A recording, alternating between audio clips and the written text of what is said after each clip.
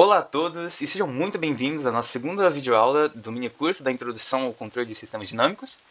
Eu sou o Thiago, mas eu vou pular as apresentações porque a nossa aula de hoje vai ser um pouquinho mais difícil e um pouquinho mais de conteúdo, então eu espero que vocês vejam a primeira aula e vamos começar. Recapitulando então o que nós vimos na última aula, nós aprendemos o que é um sistema de controle, nós aprendemos como modelar os sistemas dinâmicos e nós identificamos as variáveis principais, a controlada, a manipulada e a perturbação. Nós vimos o diagrama de controle, nós aprendemos um pouquinho a cada um desses parâmetros, e agora nós vamos ver como é que esses sistemas se agem a diferentes entradas. Nós vamos analisar geometricamente como se dá a função de transferência de um sistema de controle. Então vamos lá. Na aula passada nós vimos como representar um sistema como modelar um sistema por equações diferenciais. Aplicando a Laplace nessas equações diferenciais, nós vamos ter a resposta do sistema e deixamos de trabalhar no domínio do tempo para trabalhar no domínio da frequência, o que torna as representações matemáticas mais simples, já que elas transformam equações diferenciais em polinômios simples. Então, as funções de transferência são obtidas ao isolar a variável controlada, que é a nossa saída, com a variável de entrada, que é a nossa manipulada, obtendo uma expressão que informa a dinâmica do processo. Essa equação vai ser extremamente importante para nossos processos de controle e vocês já vão ver por quê. Então, nós podemos fazer uma análise da estabilidade dos sistemas dinâmicos. Estabilidade é a pergunta-chave. O sistema ele se comporta ou ele explode de certa maneira? Um sistema ele é estável se a saída permanece limitada após uma entrada limitada. Isso nós vimos como sistemas Bibo em sinais e sistemas lineares. Então, pela função de transferência, nós podemos verificar olhando para os polos, que são as saídas do denominador do sistema. Os polos são todos esses daqui. Eles multiplicariam a saída do nosso sistema, se nós não estivéssemos usando apenas a função de transferência. Esses daqui são considerados os zeros. Nós não vamos entrar por enquanto nos zeros, nós vamos mexer principalmente com os polos. Mas é basicamente isso. Então aqui nós temos três sistemas estáveis, eles não têm grande interferência, nem como nós podemos analisar, mas aqui é interessante porque nós temos polos na parte positiva do sistema real. Então aqui nós temos diferentes comportamentos para como esses polos poderiam reagir.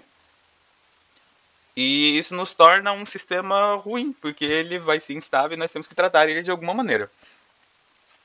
Outra análise que nós podemos fazer em relação ao nosso sistema de controle são as respostas a diversas entradas. Então, numa primeira análise, vamos ver a resposta do impulso em um processo de primeira ordem. Essa análise é bem simples. Suponha que houve uma entrada de um impulso, então uma setinha bem grande para cá, e o sistema ele vai se comportar até ele se estabilizar novamente em zero. Nós temos uma excitação instantânea no sistema, então. Um exemplo prático disso daí, imagina que você está num carro e você, por exemplo, passa num buraco. Então, o solavanco causado pelo buraco pode ser definido como impulso, mas você volta à sua normalidade depois. Então, respostas em primeira ordem, elas possuem um decaimento exponencial. O tempo que esse decaimento demora para chegar novamente em zero é chamado de tempo de acomodação. Para definir esse tempo, nós usamos a constante de tempo do sistema, que nada mais é que o inverso do valor do polo. E entre 3t e 5t, nós dizemos que o sistema ele já chegou no seu valor final, sendo que em 3t ele possui 5% de diferença com o valor final e em 5t 0,7% do valor final. Nós temos essa análise temporal porque é importante saber o tempo de acomodação. Como se trata de uma exponencial, nós vimos em cálculo que nesse limite ele não necessariamente chega no valor final. Então nós queremos que esteja pelo menos próximo do valor final, para que nós tenhamos uma análise mais prática e matemática para o nosso sistema real. Então essa daqui é a função de transferência do sistema, de primeira ordem. Então nós temos a resposta ao degrau no sistema. A resposta ao degrau ela é praticamente bem semelhante à resposta ao impulso. O que muda é que ela é importante. Essa é basicamente a mudança. Nós temos a análise que as constantes de tempo também são praticamente iguais. Depois de 3 constantes de tempo nós temos uma acomodação do sistema. Nós já estamos em 95%. E é nessa constante de tempo que nós vamos focar. Agora vamos à resposta ao impulso em processo de segunda ordem. Como vocês podem ver, a função de transferência do sistema ela muda, ela se torna bem diferente daquilo que ela era antes, mas isso se dá porque nós temos agora polos complexos no nosso sistema, não apenas um polo. Nós podemos ter dois também, só que é mais comum que seja complexo. Então essa análise vale mais para complexos do que em polos únicos. E vocês vão ver futuramente no curso por que isso acontece, mas basicamente nós temos uma ondulação provocada pela complexidade do sistema. Aqui nós temos um pouquinho mais de análise para ser feita. Nós temos o tempo de pico, que é o tempo para que a resposta atinja o primeiro pico de sobressinal, que basicamente ela se dá aqui, e o máximo pico, que é o valor máximo do pico da curva de resposta medida a partir da unidade, que é a partir daqui. Se o valor final da resposta em regime permanente diferir da unidade, então é comum utilizar a porcentagem máxima de sobressinal. Aqui nós vamos ver nos exercícios. Aqui nós temos a resposta ao degrau de segunda ordem. É praticamente o sinal mais... o sistema mais visto, o sistema mais comum. E como vocês podem ver, ele tem a mesma cara, claramente. Mas nós temos muito mais coisa para ver, principalmente porque ele é o mais estudado mesmo. Nós temos, primeiramente, o tempo de atraso, que é esse TDzinho aqui. Ele é o tempo requerido para que a resposta alcance metade do seu valor final pela primeira vez. Então, por exemplo, nosso valor final é 1, nossa metade é 0,5. Esse TD é o nosso tempo de atraso. Nós temos o tempo de subida, que é representado pelo TR, que é o tempo para que ele passe de 10 a 90%, ou de 5% a 95%, ou de 0% a 100% do valor final. Basicamente, é quando ele chega finalmente, tipo... Quando ele praticamente chega no nosso valor final, nesse caso de segunda ordem, ele chega no valor final. Então, nós temos de 0% a 100%. Só que ainda tem toda essa sobressalência do sistema, e ele vai ser apenas taxado até aqui.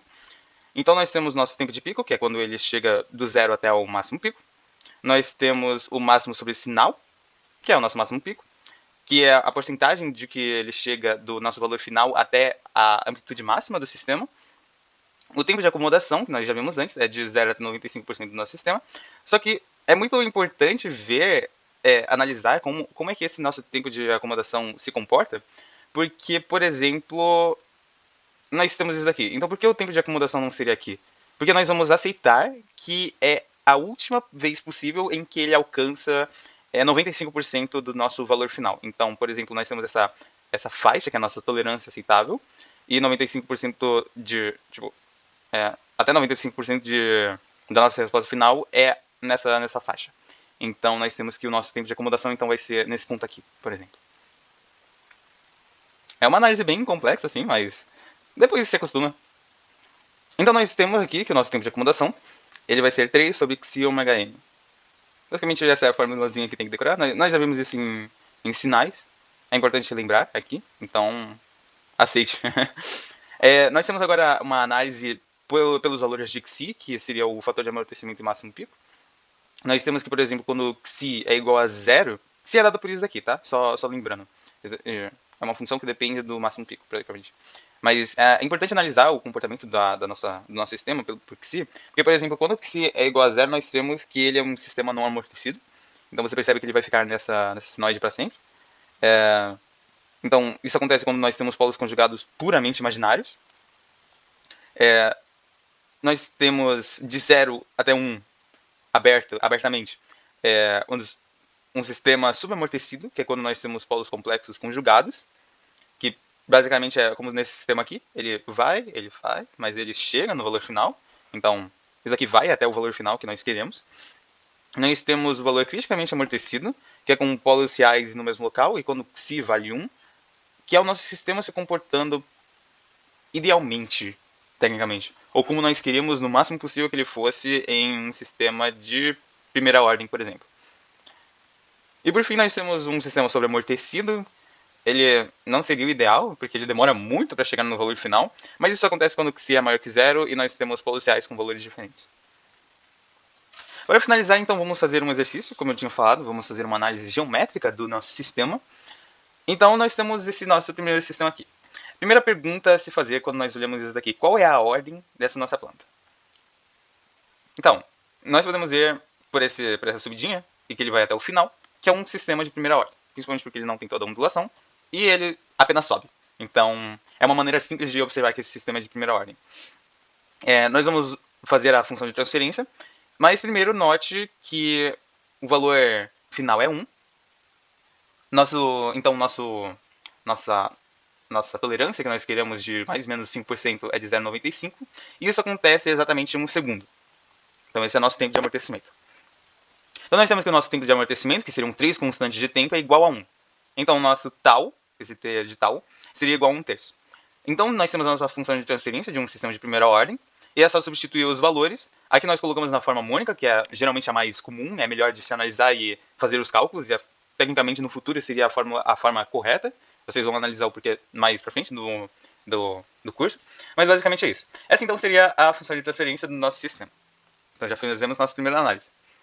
Agora para esse segundo, nós já vemos que é uma função mais difícil.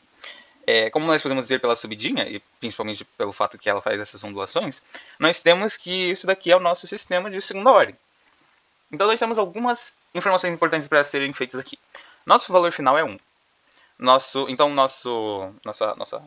valor requerido do tempo de assentamento seria 95% desse valor, que ocorre nesse tempo, de 1.21. Aqui é a nossa tolerância, tá? Então é tipo, muito mais fácil de analisar o nosso assentamento por trás dessas linhas aqui, pontilhadas, que já foram feitas pelo MATLAB. Então, nós temos que o nosso tempo de acomodação é 1.21, e o nosso máximo pico, ele ocorre aqui. Como nós vamos usar a porcentagem, é muito melhor que nós usamos porcentagem, nosso máximo pico é de 0.25, ou 25%. Então, nosso máximo pico de 0.25, nós temos que o nosso xi é de 0.4, substituindo o máximo pico na fórmula. Nosso tempo de assentamento, que é 3 sobre xi ômega n, é de 1.21 segundos. Então nós conseguimos descobrir ômega n através disso, isolando ele. Nós temos que ômega n é de 6.1983, que é aproximadamente 2π. Nós vamos usar ele na anotação do final. Essa daqui é a equação genérica do sistema de segunda ordem. Substituindo os valores, nós temos essa que é a nossa planta. Então é isso. Na próxima aula nós vamos ver mais uma aula complexa de controladores π, PI e PID.